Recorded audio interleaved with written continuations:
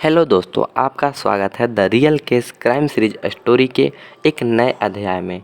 तो मैं आज आपको एक ऐसी घटना से रूबरू कराने जा रहा हूं जो आपके दिमाग को हिला कर रख देगा। आज की कहानी एक सीरियल किलर की है। अगर आप एक लॉ या फॉरेंसिक स्टूडेंट हैं तो आपने कभी न कभी इसका नाम ज़रूर सुना होगा। अगर आपने इसका नाम नहीं सुना है तो मैं आज आपको इस वीडियो में पूरी जानकारी बताने वाला हूँ। जब हम देश के टॉप सीरियल किलर का नाम सोचते हैं, इतना तक कि अगर आप विश्व के सीरियल किलर को जानेंगे तो उसमें एक नाम रमन राघव का आता है। रमन राघव ने न सिर्फ आदमी औरतों को कत्ल किया बल्कि बच्चों को भी, इतना तक कि दूध पीते बच्चों को भी नहीं छोड़ा था। और यह कोई दूसरे देश का नहीं बल्कि भारत का ही था, जिसने 1960 के दशक में पूरे बम्बई शहर में दहशत फैला रखी थी। बम्बई वही शहर जो कभी सोता नहीं है। उस समय शाम होते ही पूरे शहर सुनसान हो जाता था। सूर्य ढलने के तुरंत बाद लोग घरों में कैद हो जाते थे। कहानी की शुरुआत होती है साल 1968 से। जुलाई 1968 में बम्बई पुलिस को बोरीवाली के पास पोईसर इलाके में एक मर्डर की जानकारी मिलती है। पुलिस वहां पहुंचने के बाद देखती है झोपड़ी के बाहर एक आदमी का लाश और उसके सिर पे बहुत ही गहरी चोट थी। उस झोपड़ी में एक औरत और बच्चे से बयान लिया गया तो उन्होंने कुछ नहीं बताया और उन्होंने बोला कि रात का समय था इसलिए हमने कुछ देखा नहीं। पुलिस केस दर्ज करती है और सोचती है आपसी मामले के कारण ऐसा हुआ होगा। लेकिन कुछ देर बाद पुलिस को कुछ ही दूरी पर एक और मर्डर की जानकारी मिलती है। पुलिस वहां भी पहुंचती है। वहां भी एक झोपड़ी में रहने वाले आदमी का कत्ल किया गया था। पुलिस केस दर्ज करती है, लेकिन इन दोनों केस में एक चीज़ कॉमन देखने को मिल रही थी। दोनों केसों में सिर पर मजबूत चीज़ों से वार किया गया था, पर पुलिस दोनों केस में कोई भी कनेक्शन नहीं बैठा पाती है। 6-7 दिन बाद मलाड के वेस्टर्न एक्सप्रेस हाईवे की तरफ झोपड़ी में सो रहे पति पत्नी और 2 महीने के बच्चों तक को मारा गया था।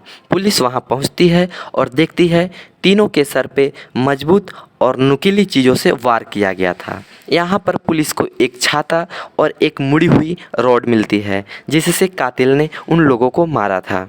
अब पुलिस को पिछले 2 केस याद आते हैं जिसमें सेम तरीके से मारा गया था।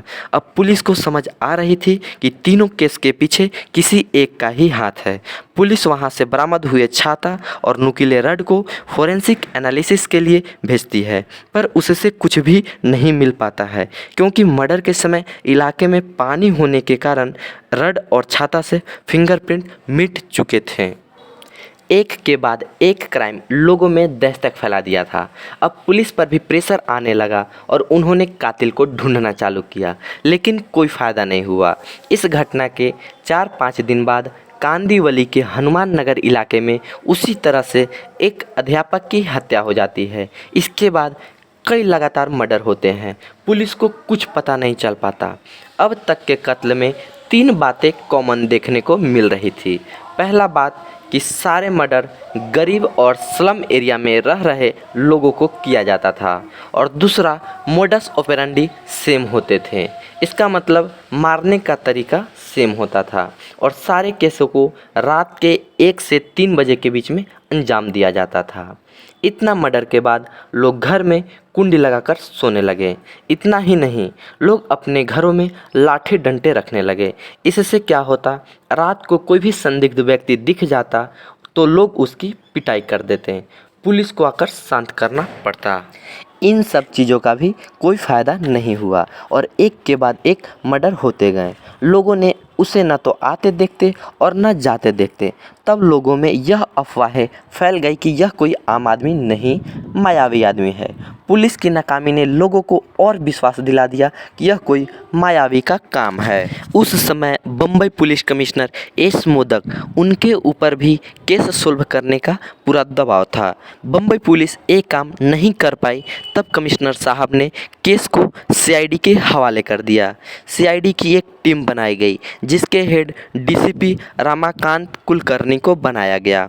उसमें पुलिस की एक टीम बनाई गई जिसमें लगभग 2000 से ज़्यादा पुलिसकर्मी को शामिल किया गया। कातिल को पकड़ने के लिए 24 घंटे पुलिस मुंबई शहर के चप्पे चप्पे तैनात रहने लगे, लेकिन कोई फ़ायदा नहीं हुआ। इसी समय इस टीम के एक इंस्पेक्टर जिनका नाम था विनायक वाकांडकर, उन्होंने रमाकांत कुलकर्णी को फ़ोन करके बोला, आज से 2 साल पहले 1965-66 में ठीक इसी तरह की घटनाएं होती थी। उस समय 19 लोगों पर सोते हुए ही हमला हुआ था। उस समय भी नुकीली चीज़ों से सर पर चोट किया गया था। दोनों समय का मोडस ऑपरेंडी सेम था। उस समय इंस्पेक्टर विनायक वाकांडकर मुंडुल पुलिस थाना के इंचार्ज थे। जब वे अपने पुलिस टीम के साथ गश्त लगा रहे थे, तब उन्हें एक आदमी दिखा।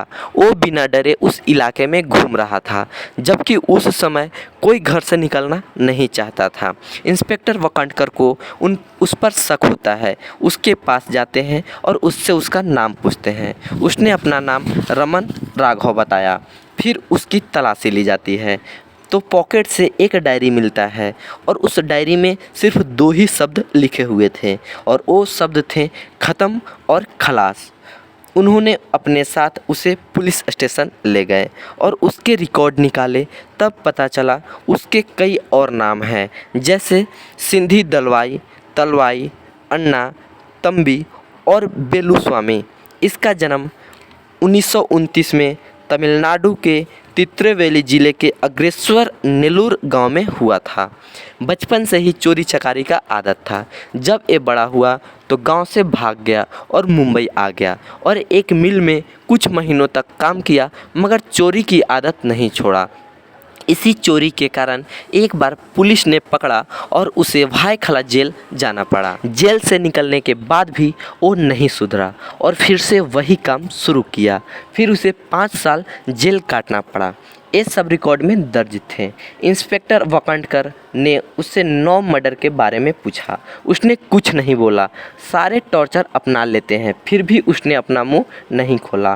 फिर इंस्पेक्टर वाकांडकर ने 2 साल के लिए राघव को बम्बई से तड़ी पार कर देते हैं। उन्होंने बताया उस 2 साल में बम्बई में हमले का सिलसिला रुक गया था, मगर इसके 2 साल बाद 1968 में यह हमला फिर से शुरू हो गया था। डीसीपी रमाकांत कुलकर्णी को जैसे ही यह बात पता चला, उन्हें यकीन हो गया कि इस मर्डर के पीछे इसी का हाथ है और वह 2 साल बाद दोबारा बम्बई आ चुका है। उन्होंने तुरंत रमन राघव के सारे रिकॉर्ड मंगवाए और उससे फिंगरप्रिंट और बहुत सारे जानकारी लिए। उसके बाद उन्होंने राघव की फ़ोटो सभी पुलिस स्टेशन में भेजे और अलर्ट किया कि जहां भी दिखे अरेस्ट कर लिया जाए। पूरा पुलिस हाथ में फ़ोटो लिए उसका तलाश करने लगा। इसी बीच उसने 25-26 अगस्त 1968 की रात चिंचौली में लाल चंद यादव और दुलार यादव नाम के 2 लोगों का मर्डर कर दिया। क्राइम ब्रांच की टीम वहां पहुंची और वहां से कातिल का फिंगरप्रिंट मिल गया। उसके बाद उस फिंगरप्रिंट को राघव के फाइल से मैच किया गया और वह फिंगरप्रिंट पूरी तरह राघव के फिंगरप्रिंट से मैच हो गया। अब कंफर्म हो गया कि जो इतने दिनों से मर्डर का सिलसिला चल रहा है उसमें रमन राघव का हाथ है, मगर रमन राघव गायब था। मुंबई पुलिस उसकी फ़ोटो लिए पूछताछ कर रही थी। एक बार पुलिस पूछते पूछते पोईसर के बाहरी इलाके में पहुंची। वहां उन लोगों ने फ़ोटो एक औरत को दिखाई तो उसने देखते ही पहचान गई और बोली, यह तो अन्ना है और आज ही सुबह उसने उसे देखा था जब कुएं से पानी भरने गई थी। जब पुलिस ने उस औरत से उसका पता पूछा तो उसने बोला, पता नहीं कहाँ रहता है, मैंने तो खुद कई दिनों बाद उसे आज यहाँ देखा था। फिर पुलिस ने पूछा उसका हुलिया कैसा था और कैसे कपड़े पहने थे। औरत ने बताया उसने जब सुबह देखा था तब उसने नीली शर्ट, खाकी रंग की हाफ पैंट और ब्राउन कलर के कैनवास के जूते पहन रखे थे और हाथ में एक छतरी भी था। पुलिस ने तुरंत सारे पुलिस स्टेशन में अलर्ट किया कि जैसे ही इस हुलिया का आदमी दिखे तुरंत गिरफ्तार कर लो। पुलिस दिन रात उस एरिया की छानबीन करने लगी जहां उसे आखिरी बार देखा गया था। अगले दिन एलेक्स फियालो इंस्पेक्टर को उसी हुलिया का एक आदमी दिखा। नीली शर्ट, खाकी हाफ पैंट, ब्राउन शूज और एक छतरी भी उसके साथ था जो कि गीली थी और उसके जूतों में कीचड़ लगा हुआ था। इसका मतलब था कि वह कहीं दूर से आया है, क्योंकि उस समय भिंडी बाज़ार के पास कोई बारिश नहीं हुई थी जहां उसे देखा गया था। तो सब इंस्पेक्टर एलेक्स फियालोनो को लगता है कि यही वह राघव है। फिर भी एक बार जाकर कंफर्म करना चाहते थे। जब इंस्पेक्टर नज़दीक जाते हैं तो देखते हैं कि उसके शर्ट पर खून के छींटे पड़े हुए हैं। उसका नाम पूछते हैं तो बोलता है सिंधी दलवाई। एलेक्स फियालोनो को याद आता है रमन राघव का एक नाम सिंधी दलवाई भी है। उन्होंने फौरन उसे पुलिस स्टेशन चलने को कहा। राघव आसानी से उनके साथ चल दिया। पहुंचने के बाद वे सीनियर को जानकारी देते हैं। यह सुनते ही रामन राघव पकड़ा गया। क्राइम ब्रांच की टीम आई और उनसे उंगलियों के निशान लिया और फिर मलाड चिंचोली मर्डर स्पॉट से मैच कराया गया। फिंगरप्रिंट पूरी तरह से मिल जाते हैं। उसी दिन सीआईडी ऑफिशियली रमन राघव की अरेस्ट की खबर रिलीज कर देती है। इतने दिनों से इतने लोगों के खून करने के बाद आखिरकार एक दिन पकड़ा ही गया। अब तो वह पकड़ा गया, लेकिन पुलिस के सामने समस्या यह थी कि उससे गुनाह कैसे कबूल कराया जाए, क्योंकि पिछली बार जब उससे पूछताछ हुई थी तो उसने मुंह तक नहीं खोला था। फिर भी उससे सवाल जवाब पूछे गए, लेकिन उसने फिर कुछ न बोला। 2 दिनों के इंट्रोगेशन में उसने अपना मुंह तक नहीं खोला। आखिरकार एक पुलिस अधिकारी ने उससे पूछा, तुम्हें कुछ चाहिए तो बता सकते हो। उसने 2 दिनों के बाद अपना मुंह पहली बार खोला और बोला, मुर्गी। पास के होटल से चिकन लाई गई और दी गई। उसने प्लेट ख़त्म कर दिया। फिर पूछा गया, और कुछ चाहिए? तो दोबारा बोलता है, मुर्गी। फिर से उसे चिकन करी दी जाती है और जी भर के खाता है। उससे पूछा गया, और कुछ चाहिए? उसने बोला, नारियल का तेल, कंघी और शीशा, और साथ में एक वेश्या की ख्वाहिश रखी। वेश्या वाली ख्वाहिश को पुलिस मना कर देती है, क्योंकि कानून इसकी इजाज़त नहीं देता है। बाकी सब चीज़ जैसे तेल, कंघी और शीशा उसे दिए जाते हैं। वो आराम से अपने बालों में तेल लगाता है, कंघी करता है और अपने चेहरे को शीशे में मुस्कुराते हुए देखता है। और थोड़ी देर बाद वो पुलिस की तरफ देखता है और बोलता है, अब पूछो क्या पूछना है। पुलिस ने हो रहे मर्डर के बारे में पूछा तो उसने बोला, ठीक है, अब बताता हूँ। रमन राघव ने कहानी शुरू की। उसने कहा, जब उसे 2 साल पहले मुंबई से तड़ीपार किया गया था, तब वह पुणे की तरफ चला गया। वहाँ तलेगांव की तरफ चोरी डकैती का काम शुरू कर दिया। उसने वहाँ एक चाय के दुकान पर गया और एक कप कड़क चाय बनाने को बोला। उसने बताया, चाय वाले ने चाय अच्छी नहीं बनाई थी। उसने चाय में दूध कम और पानी ज़्यादा मिलाई थी। उसने उसी समय उसे मारने की रणनीति सोच ली। जब शाम को चाय दुकानदार घर जाने लगा तो वो भी उसके पीछे पीछे जाने लगा। इसी बीच वहाँ पुलिस आ जाती है और उसे एक चोरी के केस में गिरफ्तार कर ले जाती है और उसे जेल भेज दी जाती है।